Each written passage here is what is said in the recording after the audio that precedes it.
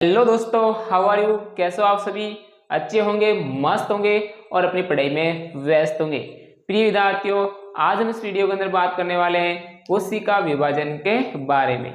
आइए दोस्तों, शुरू करते हैं क्लास 9 का एक टॉपिक, कोशिका विभाजन। इससे पहले हमने कोशिका के संपूर्ण डिटेल को पढ़ा था, कोशिका अंगकों के बारे में पढ़ा था और कोशिका की खोज किसने की, कोशिका क्या है, शुरुआत में सारी चीजों को पढ़ने की कोशिश की। आज इस टॉपिक का, इस चैप्टर का अंतिम रूप है कोशिका विभाजन, उसको हम पढ़ने की कोशिश करते हैं।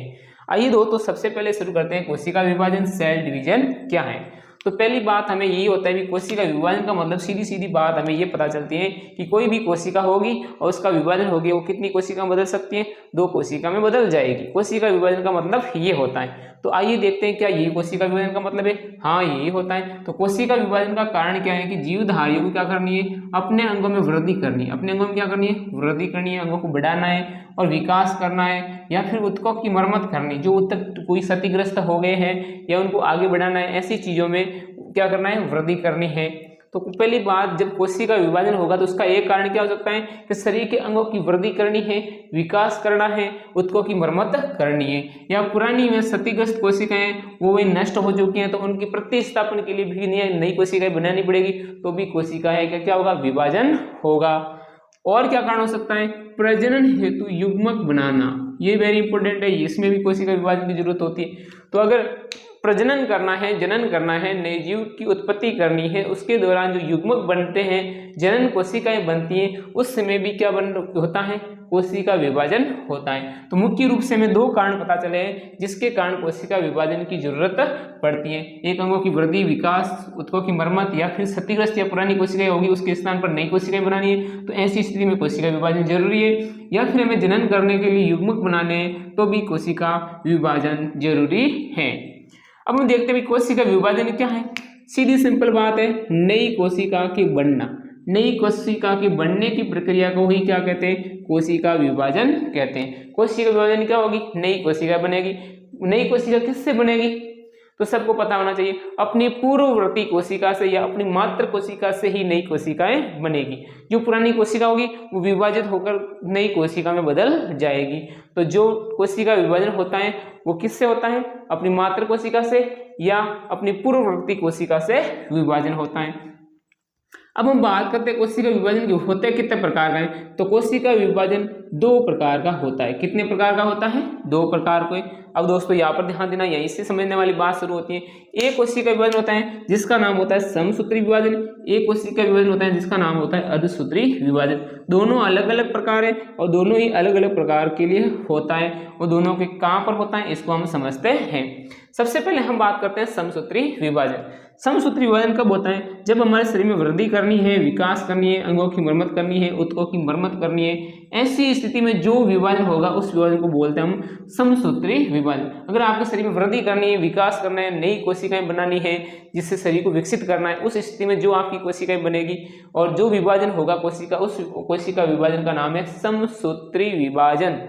और ये क्या होता है, इसमें होता है कि मातृ कोशिका से 2 समरूप संतति कोशिकाएं बनती हैं। जो अपनी मातृ कोशिका होती हैं वे विभाजित होकर 2 नई कोशिकाएं बना रहती हैं, एकदम मातृ कोशिका के समान। जितने गुणसूत्र अपनी मातृ कोशिका में होंगे, जैसे 46 मनुष्य की बात करो, मनुष्य में कितने गुणसूत्र हैं, 46, तो उससे कोशिका विभाजन होकर जब 2 नई कोशिका बनेगी तो मातृ कोशिका के एकदम समरूप होगी, मतलब उन दोनों कोशिकाएं जो नई बनी उसमें भी गुणसूत्र कितने होंगे, 46 होंगे, अर्थात गुणसूत्रों की संख्या मातृ कोशिका के समान रहती है। तो यहाँ पर ध्यान देखना दोस्तों, में यहाँ से डायग्राम के द्वारा हम समझते हैं कि किस प्रकार समसूत्री विभाजन होता है। सबसे पहले हम देखते हैं कि ये कोई भी कोशिका है, इसके अंदर जो ये क्या है, गुणसूत्र है, क्रोमोसोम है। इसके अंदर क्या है, ये गुणसूत्र है, क्रोमोसोम है। अब इसके अंदर ये गुणसूत्र कितने हैं, 2 हैं, तो हम इसको बोलेंगे द्विगुणित कोशिका। कैसी कोशिका है, ये द्विगुणित कोशिका है। इसके अंदर गुणसूत्रों की संख्या कितनी है, 2 है। गुणसूत्रों की संख्या कितनी है, 2 है, 2n संरचना है। अब ये जब कोशिका विभाजन होगा तो कोशिका विभाजन होगी तो ये कितनी कोशिका में बदलेगी, 2 कोशिका में बदलेगी। अब 2 कोशिका में बदलेगी, इसका मतलब इसमें गुणसूत्रों की संख्या क्या हो जाएगी, आधी हो जाएगी। इसका मतलब इसके अंदर पहले गुणसूत्रों की संख्या कितनी है, 46 है। कितनी है, 46 है, 46 है, तो आधी आधी हो जाएगी। ये तो होता नहीं है, क्योंकि समसूत्री विभाजन में क्या होता है, गुणसूत्रों की संख्या तो क्या रहती है, मात्र कोशिका के समान रहती है। इसका मतलब इसके अंदर जो 2 नई कोशिकाएं बनेगी उसके अंदर भी गुणसूत्रों की संख्या कितनी होगी, 46 होगी। तो अब कोशिका विभाजन होगा तो यहाँ तो गुणसूत्रों की संख्या क्या होगी, आधी होगी। लेकिन जब कोशिका विभाजन होता है तो उससे पहले एक और स्टेज आती है जिसका नाम है डीएनए रेप्लिकेशन। डीएनए रेप्लिकेशन अपने इस कोशिका के अंदर जो क्रोमोसोम है उसके ऊपर जो भी उपस्थित डीएनए उसको रेप्लिकेशन करेगा और उसकी प्रतिलिपि बनेगी। क्या बनेगी, प्रतिलिपि। तो इसके अंदर जितनी भी डीएनए वो अपनी प्रतिलिपि बना के दो बना देगा, डबल कर लेगा। तो इसके अंदर क्या होगा, ये कोशिका क्या होगी, अपने अंदर गुणसूत्रों की संख्या को क्या कर लेगी, डबल कर लेगी। आई समझ में दोस्तों, ये क्या कर लेगी, डबल कर लेगी। अब ये होगी डीएनए रेप्लिकेशन अवस्था, ये कोशिका विभाजन से पहले होती। अब इस कोशिका का विभाजन होगा, अब इस कोशिका का क्या होगा दोस्तों, विभाजन होगा और गुणसूत्रों की संख्या फिर कितनी हो जाएगी, इसके अंदर क्रोमोसोम कितने आ जाएंगे, दो दो क्रोमोसोम आ जाएंगे। कितने आ जाएंगे, दो दो क्रोमोसोम। इसके अंदर भी कितने आ जाएंगे, दो दो क्रोमोसोम। अब ये भी द्विगुणित कोशिका है, द्विगुणित कोशिका है, ये भी कैसा है, द्विगुणित कोशिका है। अब देखो इसके अंदर गुणसूत्रों की संख्या कितनी है, इसके अंदर भी 46 गुणसूत्रों की संख्या है, इसके अंदर भी 46 गुणसूत्रों की संख्या है। और मात्र कोशिका ये है, इसके अंदर भी कितनी गुणसूत्रों की संख्या है, 46 गुणसूत्रों की संख्या है। और इसके अंदर एक कोशिका विभाजन होने के बाद कितनी कोशिका बनी, दो कोशिकाएं बनी है। तो ये बात इस प्रकार की जब कोशिका विभाजन होता है इसको बोलते हैं समसूत्री विभाजन। तो एक बार फिर से ध्यान देखना, समसूत्री विभाजन के अंदर जब कोशिका विभाजन होता है तो एक कोशिका कितनी कोशिका बदलती है, दो कोशिका बदलती है। एक कोशिका कितनी कोशिका बदलती है, दो कोशिका बदलती है। और गुणसूत्रों की संख्या अपने मात्र कोशिका के समान होती है। मात्र कोशिका में 46 होती है तो पुत्री कोशिका बनेगी, उसके अंदर भी गुणसूत्रों की संख्या कितनी होगी, 46 होगी। अब 46 होने के लिए क्या है, इसके अंदर 46 है, अगर ये कोशिका बनी यहाँ से सीधे ही हो जाएगी, गुणसूत्रों की संख्या क्या हो जाएगी, आधी। लेकिन ऐसा होना संभव नहीं है, ऐसा हो जाएगा फिर इस जेनेटिक की संरचना क्या हो जाएगी, बदल जाएगी। भाई ऐसा थोड़ी होता है कि गुणसूत्रों की संख्या अपना आधी हो जाएगी, क्योंकि इसके अंदर तो समसूत्री विभाजन में मात्र कोशिका के समान गुणसूत्रों की संख्या होती है। तो ये क्या करेगी, कोशिका अपने अंदर डीएनए रेप्लिकेशन करेगी और अपनी गुणसूत्रों की संख्या को क्या करेगी, कॉपी बनाएगी, डीएनए की क्या बनाएगी, कॉपी बनाएगी, ताकि ये आगे विभाजित हुए तो एक कॉपी इसको भेज दे, एक कॉपी इसको भेज दे, तो इसके अंदर गुणसूत्रों की संख्या क्या बनी रहे, समान बनी रहे। तो इस प्रकार से जब कोशिका विभाजन होता है समसूत्री विभाजन कहलाता है। अब हम बात करते हैं अर्धसूत्री विभाजन की। तो अर्धसूत्री विभाजन कब होता है, जंतु कोशिका एवं पादप कोशिका दोनों के अंदर। तो ये भी जंतु कोशिका पादप कोशिका दोनों के अंदर होता है। कोशिका विभाजन तो सभी सजीवों के अंदर होता है। तो जंतु कोशिका एवं पादप कोशिका में जब प्रजनन अथवा उत्कों की विशेष कोशिकाएं, प्रजनन हेतु जो युग्मक बनाने वाली कोशिकाएं होती है, प्रजनन हेतु युग्मक बनाने वाली कोशिकाएं होती हैं, जो विभाजित होकर क्या बनाती है, युग्मक बनाती है। जैसे अगर हम नर के अंदर बात करें तो नर के अंदर नर युग्मक क्या बनता है, शुक्राणु। मादा के अंदर मादा युग्मक क्या बनता है, अंडाणु बनता है।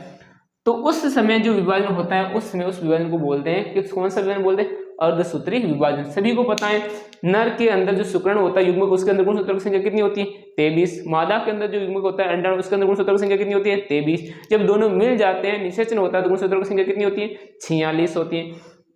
तब इसके अंदर इस प्रकार से जब कोशिका विभाजन होगा तो उसके अंदर गुणसूत्रों की संख्या 46 नहीं रहेगी, नहीं तो 46 नर शुक्राणु वाली 46 मादा शुक्राणु वाली मिलकर तो ज्यादा हो जाएगी, ऐसा होना संभव नहीं है, ये तो गलत हो जाएगा।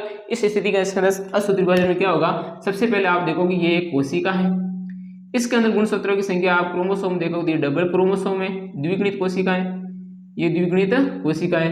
अब इसके अंदर क्या करना है, कोशिका विभाजन करना है। तो कोशिका विभाजन करने से पहले इसके अंदर भी क्या होगा, डीएनए रेप्लिकेशन होगा, इसके अंदर भी डीएनए की डबल संरचना बनेगी, फोटोकॉपी बनेगी, तो इसके अंदर भी फोटोकॉपी बन गई।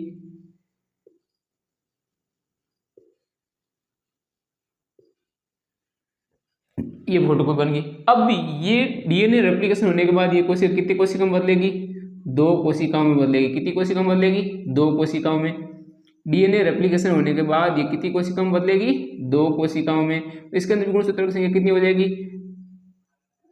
डबल डबल द्विगुणित कोशिका। ये कैसी कोशिका है, द्विगुणित कोशिका। तो इसके अंदर भाई सबसे पहले जैसे ही कोशिका विभाजन शुरू होता है तो इस कोशिका विभाजन की कोशिका विभाजन होगा, जिससे गुणसूत्रों की संख्या क्या हो जाएगी, आधी। तो ऐसी स्थिति में ये कोशिका अपने अंदर डीएनए रेप्लिकेशन करता है, डीएनए की प्रतिलिपि बनाती है, जिससे गुणसूत्रों की संख्या या जो भी डीएनए उसकी संख्या कितनी हो जाती है, डबल। फिर जब कोशिका विभाजन होती है तो ये 2n संरचना है और इसके अंदर जो कोशिका बनी ये भी 2n संरचना है, इसके अंदर भी 2n है, मतलब इसके अंदर गुणसूत्रों की संख्या कितनी है, डबल है। अब फिर जब कोशिका विभाजन होगा ना तब इसके अंदर गुणसूत्रों की संख्या क्या हो जाएगी, आधी हो जाएगी। क्या हो जाएगी, आधी हो जाएगी। अब इसके अंदर 46 गुणसूत्र हैं अब ये गुणसूत्र दोबारा जब पहला विभाजन होगा ये हो गया सेकंड विभाजन, ये कैसा हो गया सेकंड विभाजन, असूत्री विभाजन पहला, असूत्री विभाजन दूसरा। तो दूसरे असूत्री विभाजन के अंदर गुणसूत्रों की संख्या इसके अंदर कितनी हो जाएगी, इसके अंदर 23 आ जाएगी, इसके अंदर 23 आ जाएगी, इसके अंदर भी 23 आ जाएगी, इसके अंदर भी 23 आ जाएगी। अब इसके अंदर ये जो क्रोमोसोम कितना आ जाएगा 1, इसके अंदर क्रोमोसोम कितने आ जाएंगे 1, इसके अंदर क्रोमोसोम कितना आ जाएगा 1, इसके अंदर भी क्रोमोसोम कितना आ जाएगा 1, इसके अंदर क्रोमोसोम कितने थे 2 थे, तो इसको बोलते हैं द्विगुणित कोशिका। अब जैसे दूसरा विभाजन होगा तो इसके अंदर क्रोमोसोम की संख्या 2 की जगह कितनी आ जाएगी 1 आ जाएगी, और एक क्रोमोसोम आएगा जिसके अंदर गुणसूत्रों की संख्या कितनी है 23 है। अब मान लो ये कोई कोशिका विभाजन है, शुक्राणु है, ये क्या है शुक्राणु है। मान लेते हैं ये एक जनन कोशिका जिसके अंदर युग्मक बने थे जो कि शुक्राणु बना था, शुक्राणु कोशिका बनी, वैसे कोई अंडाणु भी बनेगी, तो ये भी क्या बनी अंडाणु बनी। अब उसके अंदर भी असूत्री विभाजन के द्वारा बनी तो उसके अंदर भी कितनी होगी n, इसके अंदर भी क्या होगा n। जब दोनों आपस में मिलेंगे निषेचन होगा, क्या बनेगा निषेचन होगा, तो युग्मनज बनेगा, क्या बनेगा युग्मनज संरचना बनेगी, और वो क्या हो जाएगी 2n हो जाएगी। मतलब यहाँ पर 23 गुणसूत्र थे, इसके अंदर भी 23 थे, अब दोनों मिलकर कितने हो गए 46 हो गए, और फिर से एक नए जीव का उत्पन्न करेगा और नए जीव की वृद्धि करेगी, और जिसके अंदर गुणसूत्रों की संख्या कितनी होगी 46 होगी। और इस प्रकार के विभाजन को बोलते हैं हम असूत्री विभाजन। तो दोस्तों यहाँ पर आप फिर से समझने की कोशिश करना, कंफ्यूज नहीं होना है कि समसूत्री विभाजन के अंदर जब कोशिका विभाजन होता है तो उसके अंदर गुणसूत्रों की संख्या अपने मात्र कोशिका के समान रहती है। जितनी मात्र कोशिका में गुणसूत्रों की संख्या होती है उतनी ही पुत्री कोशिका में गुणसूत्रों की संख्या होती है। ये द्विगुणित कोशिका है, इसमें भी द्विगुणित कोशिका बनेगी। और समसूत्री विभाजन कब होता है, जब अंगों में वृद्धि करना हो, विकास करना हो, अंगों की मरम्मत करनी हो, या पुरानी क्षतिग्रस्त कोशिकाओं की जगह नई कोशिका बनानी हो।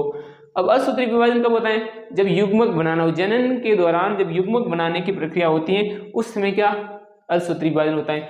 अब समसूत्री विभाजन में कितनी कोशिकाएं बनी 2 बनी, लेकिन जब असूत्री विभाजन हुआ तो कोशिकाएं कितनी बनी, यहाँ पर देखो 1 2 3 4। तो याद रखना असूत्री विभाजन के दौरान कोशिकाएं कितनी बनती हैं 4 बनती हैं, समसूत्री विभाजन कोशिकाएं कितनी बनती हैं 2 बनती हैं। अर्धसूत्री विभाजन 2 बार होता है, इसमें विभाजन कितना होता है कोशिका विभाजन 1 बार होता है। समसूत्री विभाजन में कोशिका विभाजन 1 बार होता है, असूत्री विभाजन कोशिका में 1 बार पहले यहाँ पर हुआ था, फिर दोबारा यहाँ पर हुआ। जब दोबारा हुआ तो गुणसूत्रों की संख्या क्या होगी उसमें आधी हो गई।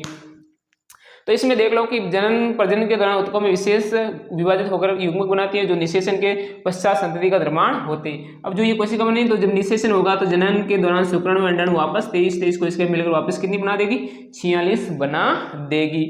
और इसमें नई कोशिकाएं बनती हैं जो कि एक ही जगह कितनी कोशिकाएं बनती हैं 4 कोशिकाएं बनती हैं। तो ये बात आपको यहाँ पर समझ में आई होगी। और यहाँ पर हमारा ये कोशिका विभाजन वाला टॉपिक पूरा होता है। प्रिय दोस्तों, अगर आपको समझ में आया हो, अच्छा लगा हो तो वीडियो को लाइक कीजिएगा, शेयर कीजिएगा, और किसी को अगर डाउट लग रहा हो, कोई समझ में नहीं आई बात हो तो कमेंट बॉक्स में कमेंट करके जरूर प्रश्न पूछिएगा। इसी के साथ जय हिंद, जय भारत, फिर मिलते हैं नेक्स्ट वीडियो के साथ।